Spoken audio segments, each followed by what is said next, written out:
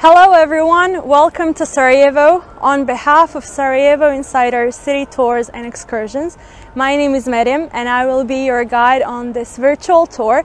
Today with me behind the camera is my colleague Riyad, who will be filming this whole tour as we go on. We will wait a little bit to see more of you joining, but one thing that I would like to mention right now at the very beginning is that if you have any comments or questions, feel free to leave them in the comment section, and then I will do my best to respond to them as we go on with our tour. So the tour will last approximately 15-ish to 28 minutes and we will try to cover as much as we can. Today we're talking about this beautiful, magnificent building that is behind my back, and that is the City Hall. So if you take a look from the outside, you can see that the City Hall is exquisite, extraordinary, and something that is not seen quite often in our city. This is the City Hall that was constructed during the Austro-Hungarian rule in the late 19th century. What is interesting is that there were three architects that were involved in the construction, with the first one being Karl Parchek, who started the construction in 1891. However, his plan for the construction was turned down, and then another architect came in his place. That was Alexander Wittek. He worked on the construction of the City Hall in the period of 1892 and 93. However, he fell ill and died in Graz 1 year later. And then, in the end, the construction was completed by third architect, Cyril Ivekovic, and the City Hall was opened for public in 1896. So, when it comes to the purpose of the City Hall, it was firstly used as a governmental building for the Austro-Hungarian city government and council, and it is used for the same purpose today. We will talk more about it when we go inside. What is interesting that after World War II, so we're talking period post 1945, this beautiful building was turned into National and University Library and was used as such until the war that took place in the 90s. What is also interesting is the building that we're going to see on our way to the City Hall, and as you can see, this small White House here is called Inat Kuća. In Bosnian language, it can be translated as the House of Spite. Why is that interesting? Because one of our main characteristics of Bosnian people is that we can be very, very stubborn. And the story is that when the construction of the City Hall needed to take place, one man had a house on the opposite side of the river, but he didn't want to sell his house to the Austro-Hungarian government in order to build the City Hall.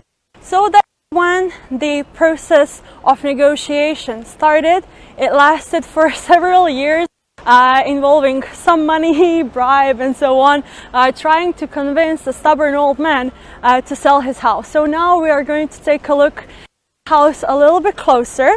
So what is interesting is also that he said he wants his house to be moved completely, so from one side to the other. So the green part that you see over here is actually the part that was overlooking the river on the opposite side. So he just said, like, literally cut and then paste, not rotate, so he got the same house here. What is interesting as well is that this house is now known as a national restaurant, so a restaurant where you can try some traditional food. Here we also have some of the streets that are leading to the old town, but we will be continuing our way to the City Hall, and we will be crossing the Ottoman Bridge, known as Şehir Çahaya's Bridge. If you take a look at the stones, here you can see, well, that they can be quite difficult to walk on, especially during winter, because it can be very, very slippery and very icy. So our people have to walk, and everyone who comes to visit Sarajevo, we have to be very careful because it can get quite tricky. So as we are moving closer to the City Hall, we can see that the decoration on the building itself has some elements that are not seen in other cities in the Austro-Hungarian monarchy. So we're talking like Vienna, Budapest, so on. and other parts of Bosnia and Herzegovina, as well as other countries that were part of the monarchy.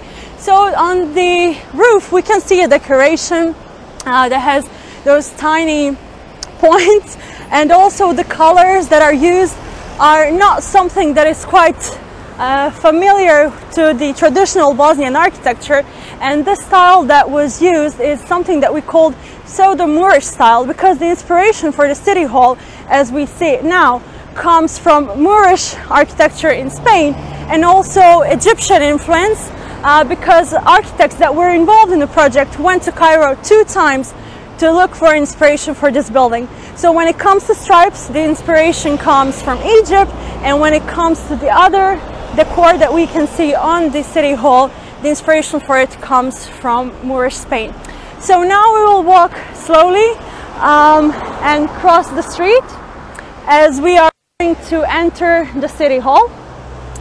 Something that is also worth mentioning is that the style that it was built had actually nothing to do with the traditional Bosnian architecture, like we said, but it was rather a colonial view of Bosnia, as the Austro-Hungarian government wanted it to present it. So this is more of the orientalized version of Bosnia and Herzegovina, where supposedly 2 major styles, like the East and West, were supposed to meet. So now we are going to walk on the main entrance. We have beautiful stairs over here, and then we're going to talk about some other things as we go. The entrance that we have here is now the main entrance. However, the plan was for the entrance to be actually on the opposite side, but what went wrong, if we may say so, is that on the other side there was actually a prison, and the entrance was supposed to be on the other side, but then the government thought it wouldn't be the best if you have prison on one side and the entrance to the city hall on the other. So it was the last minute change to have the entrance here. Something that we cannot miss when we talk about the history of the city hall is something that you can see here.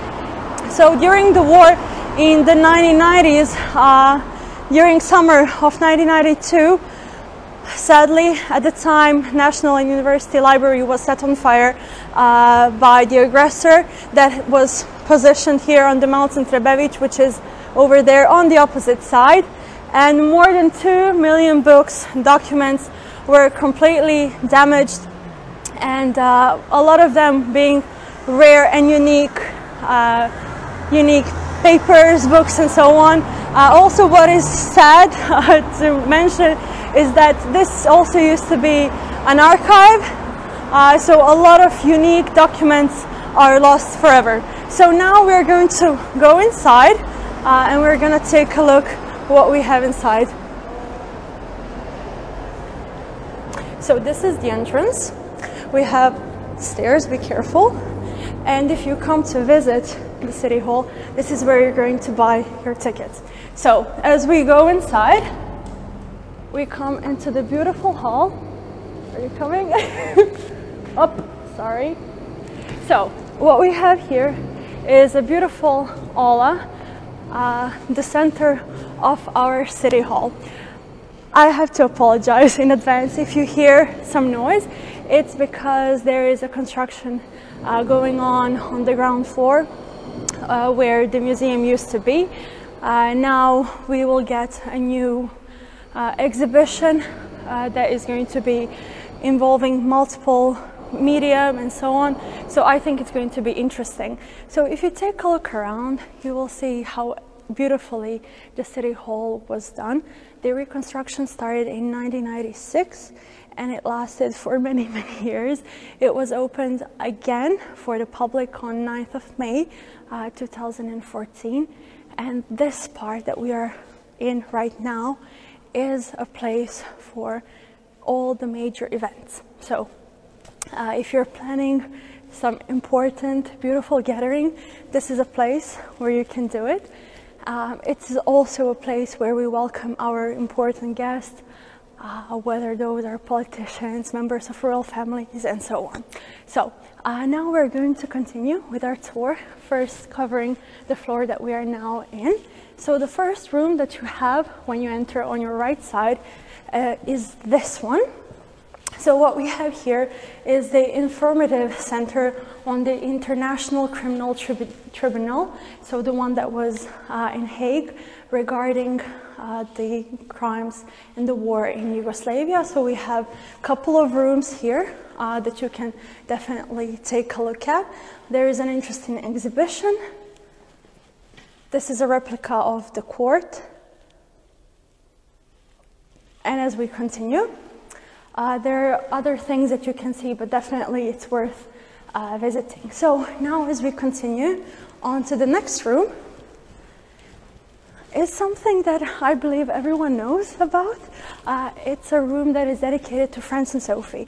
So for all of you that don't know, on the 28th of June 1914, heir to the throne, Archduke Franz Ferdinand and his wife Sophie came to Sarajevo to pay a visit to one of the country's parts of the monarchy that he's going to be ruling later on. However, what they didn't know is that this was going to be their last official stop before they were assassinated. So they visited the city hall between the first and second attempt on their lives. So here you have some place, like a room that is dedicated to Franz and Sophie. This is their memorial room.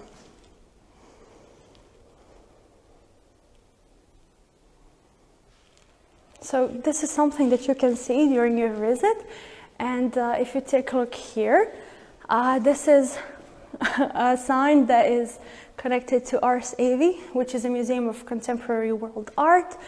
It's going to be on the 3rd and 4th floor. We're going to be seeing parts of the exhibition as we move upstairs.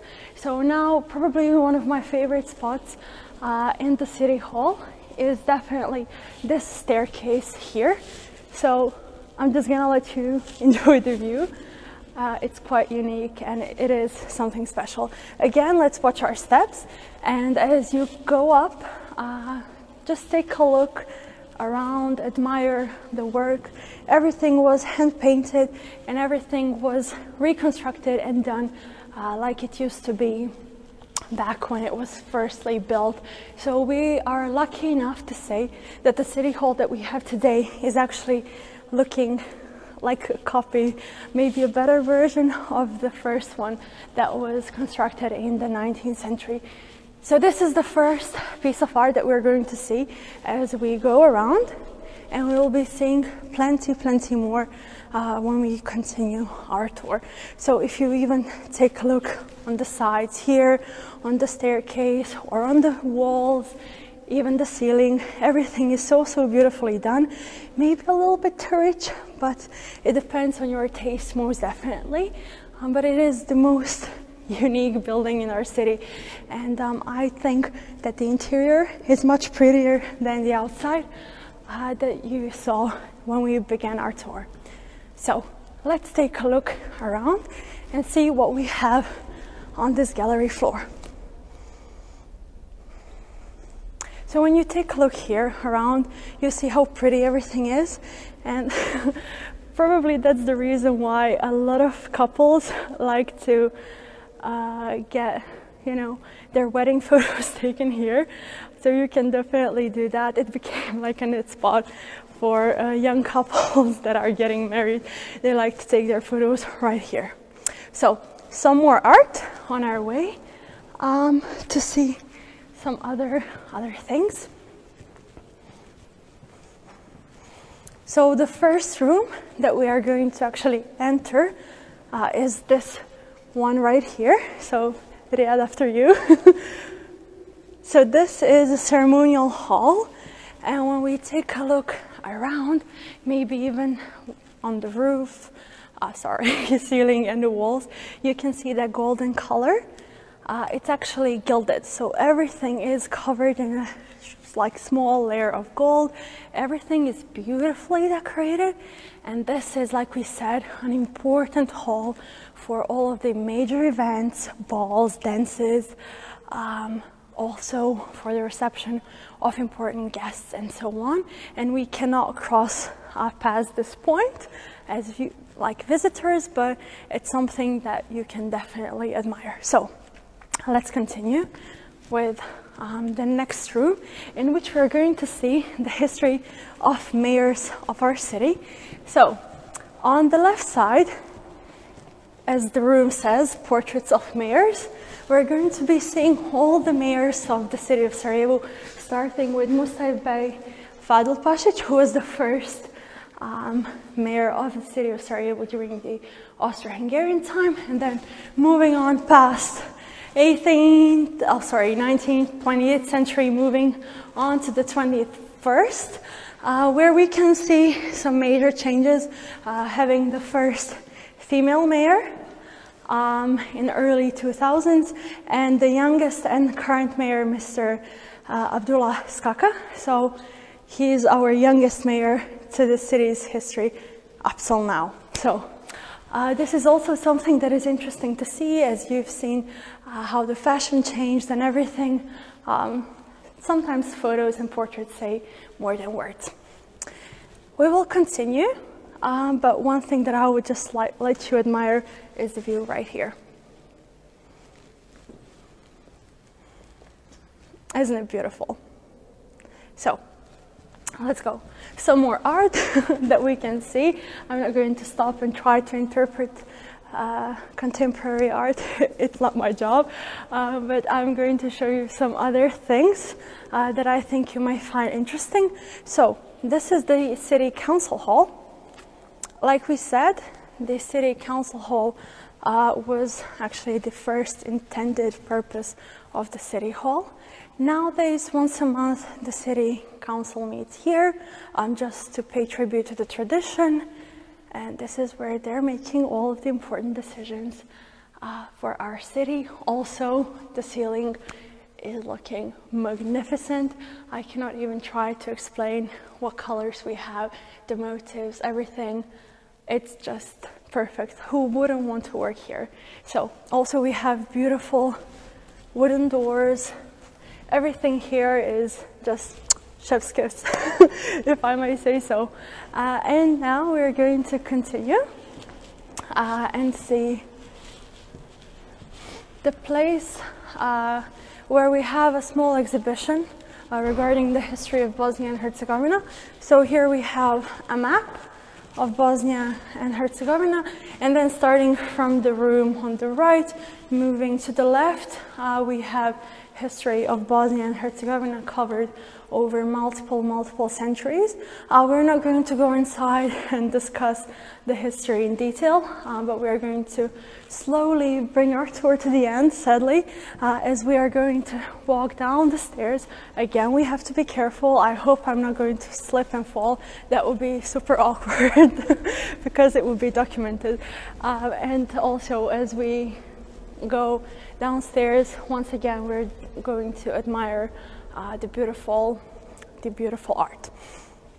So if you haven't been to Sarajevo already, if this is not reason enough to come and visit it, I don't know what more do you need, because this is one of my favorite spots in the city. Working as a guide, it's something that I always tend to recommend to my guests, no matter where they come from. I think this is something that is definitely worth seeing, visiting, and also if you admire beauty, art, interior design, and so on, this is a spot that you have to see. Also, we're going to be talking about other things when we reach the ground floor. So let's walk down.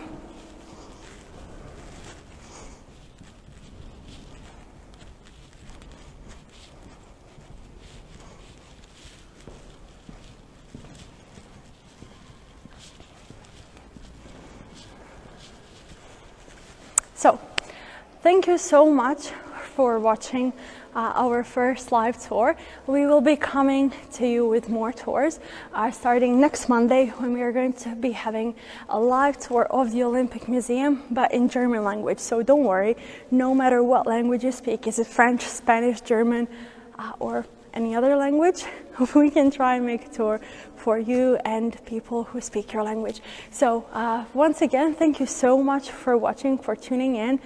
We hope that you enjoyed this tour, and we will be seeing you soon. Take care.